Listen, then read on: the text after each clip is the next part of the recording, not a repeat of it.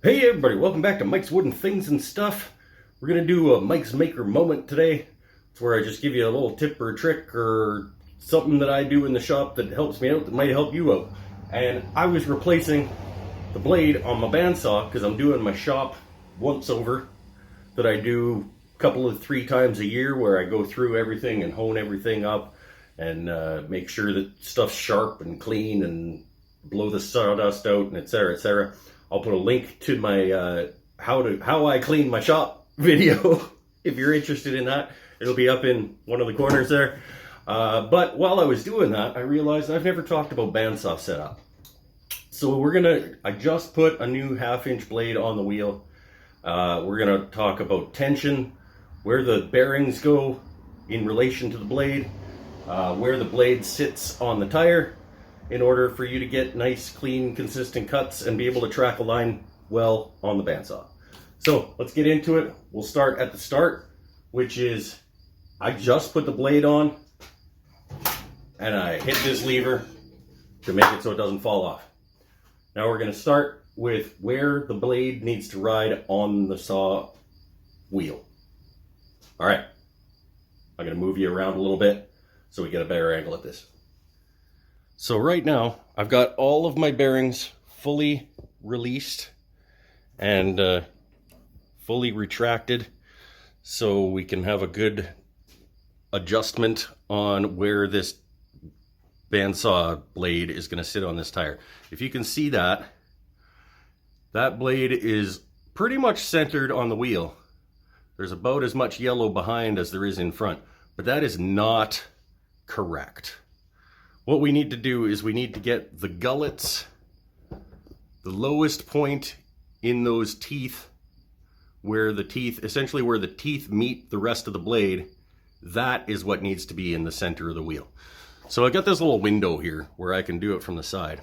I'm going to see if I can hold this camera and spin the wheel and adjust the... I don't know that I can do this. So we're going to spin this by hand like this. And we're going to look through the window, and we're going to use that knob right there to, as we twist it, that blade will go forward and back on the wheel. And once the gullets of the teeth are in the center consistently, that is where we want to be. So let's see if I can actually, I don't know, you know what? I'm going to put you down and do this from a different angle, but you'll see what I'm doing. I'm going to be twisting that knob while I rotate the wheels by hand, and then we'll come back and I'll show you how it tracked.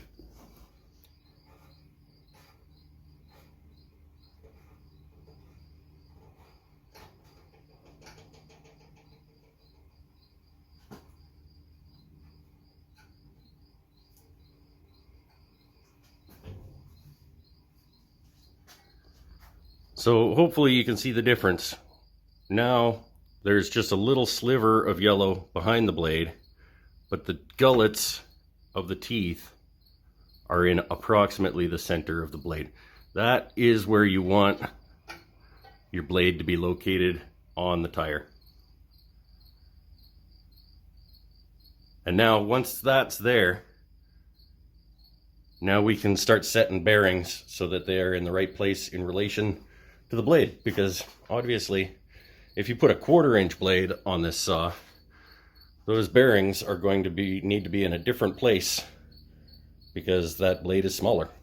So now I've put my 1/2-inch back on there. I'm going to reset all of my bearings top and bottom so that they are as close to that blade as they can be without touching it.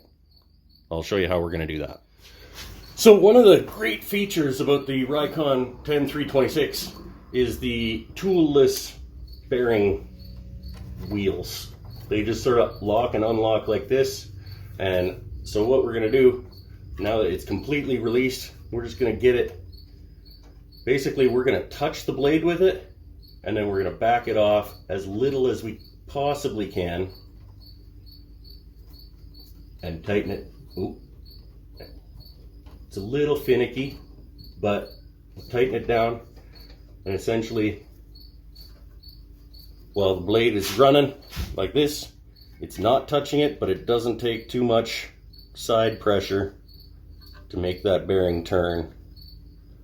I could actually get that just a tad closer. Maybe. And tighten it down too much. Oh, come on.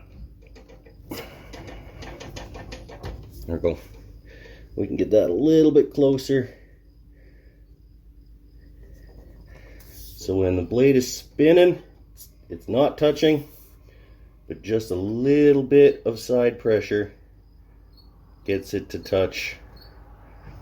And we'll do the same thing on the outside one.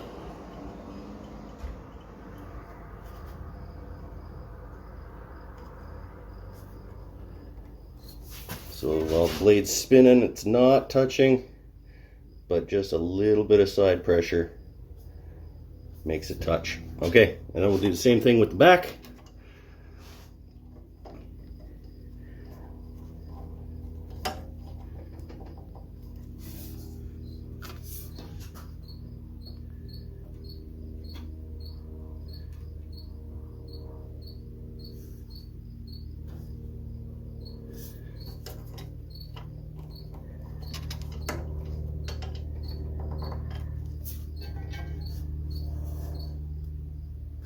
There we go. That's pretty good. Now we'll move down to the bottom and do exactly the same thing on the bottom bearings.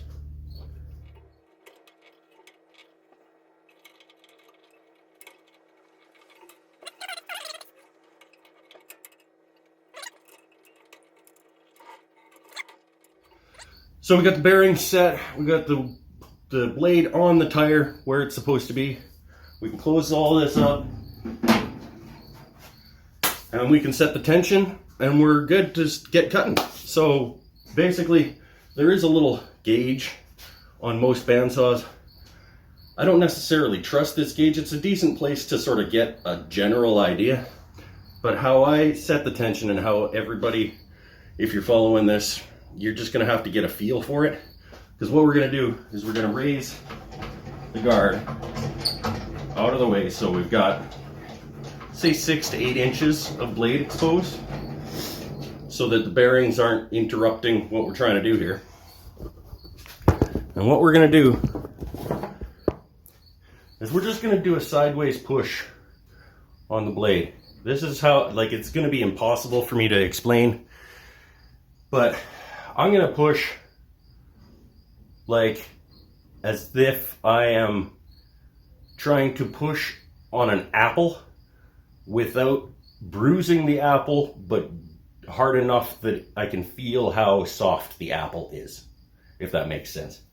So I'm going to give it a push, and I want to see that blade deflecting somewhere between 1/8 and 1/4 of an inch. Let's have a look.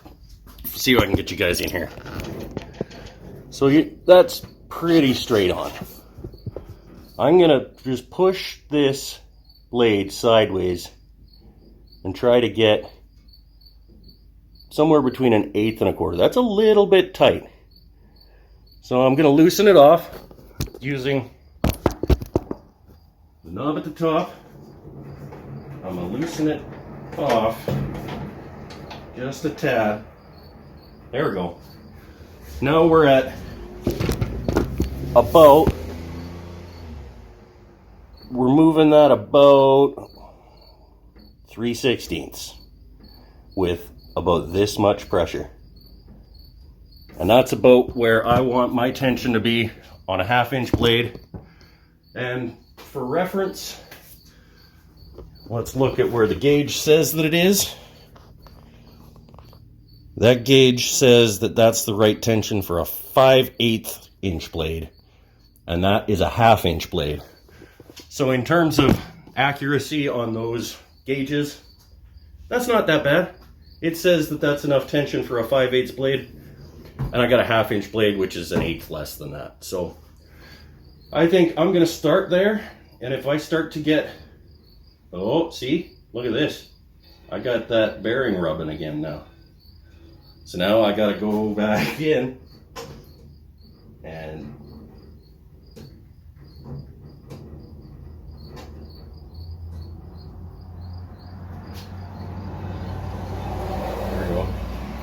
rubbing somewhere. What bearing is it hitting? bottom, it's hitting the thrust bearing on the bottom. Let's just back that off a titch. And when you spin it and you're not hearing anything, you're good. So, that looks a little far.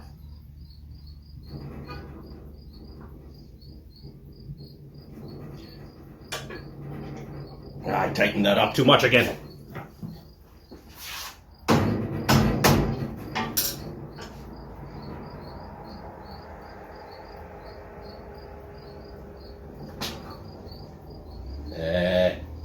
Beauty. All right, we're all ready to go. I'm gonna get back to the rest of my shop cleanup, and that is how I set up my bandsaw. Hope that was useful to some of you. Oh, there is one more thing, actually, that I should have done before I set the bearings. Thankfully, it's still set. But you also want your bearings to be just behind the gullet of the blade. Your side bearings should be just behind the gullet of the teeth, which mine is. But if it wasn't, I would want to set that before I set the back thrust bearing, because that'll change the location you need that. But there you go. I hope that helps somebody. If you have any questions, leave them down below. If you like what I do here, remember I do have a Patreon page. It's patreon.com/woodenthingsandstuff, and you can help me out over there. Or you can check out the Etsy store that I will leave a link for below and pick something up to help me out and get something in return. Anyway, thanks for watching. We'll see you next time. Stay happy, stay healthy, stay safe. Bye for now. I like having a freshly set up bandsaw. I'm gonna enjoy that. All right, see you later.